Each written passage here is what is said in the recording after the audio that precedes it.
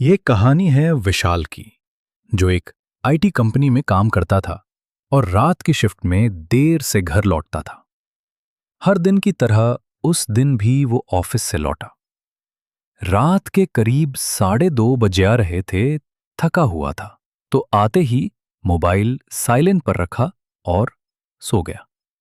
लेकिन सुबह उठते ही उसका दिल जोर जोर से धड़कने लगा। उसके फोन में एक मिस्ड कॉल थी, 3 AM पर, उसकी खुद की नंबर से। उसका नंबर खुद उसे कॉल कैसे कर सकता था? पहले तो उसे लगा कि ये कोई नेटवर्क गड़बड़ी होगी, पर जब कॉल लॉग खोला तो उसमें टाइमिंग के साथ एक रिकॉर्डिंग अटैच थी, 1 मिनट 12 सेकंड लंबी। डरते हुए उसने वो रिकॉर्डिंग प्ले की।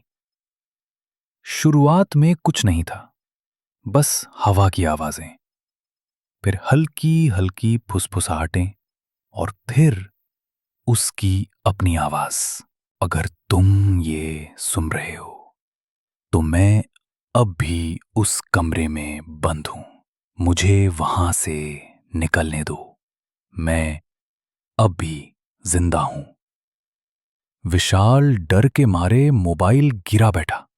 उसे तो ऐसा कुछ याद ही नहीं था। वो तो सीधा ऑफिस से घर आया था।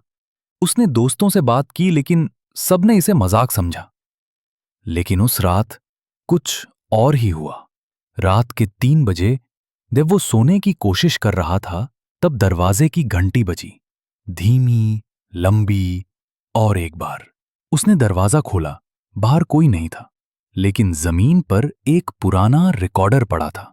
उसने उठाया और प्ले बटन दबाया। उसी की आवाज दोहराई गई। अगर तुम ये सुन रहे हो तो मैं अब भी उस कमरे में बंद हूं। इस बार आवाज कांप रही थी, जैसे वो दर्द में हो, और बैकग्राउंड में किसी के रोने की धीमी आवाज आ रही थी। अब विशाल पूरी तरह डर चुका था। उसने अपने कॉल लॉग्स दोबारा चेक किए। अब उसमें एक और कॉल दर्ज थी, आउटगोइंग कॉल, उसी की तरफ से, उसी टाइम। लेकिन उसने तो कॉल की ही नहीं थी। अब वो सो नहीं पा रहा था। उसने अगली रात अपना मोबाइल बंद कर दिया। लेकिन ठीक 3 AM पर उसके कमरे की लाइट अपने आप बंद हो गई और रिकॉर्डर अपने आप प्ले हो गया। इस बार आवाज में चीख थी, मैं अब अकेला नहीं हूं, वो भी आ गया है, हमें बाहर मत निकल।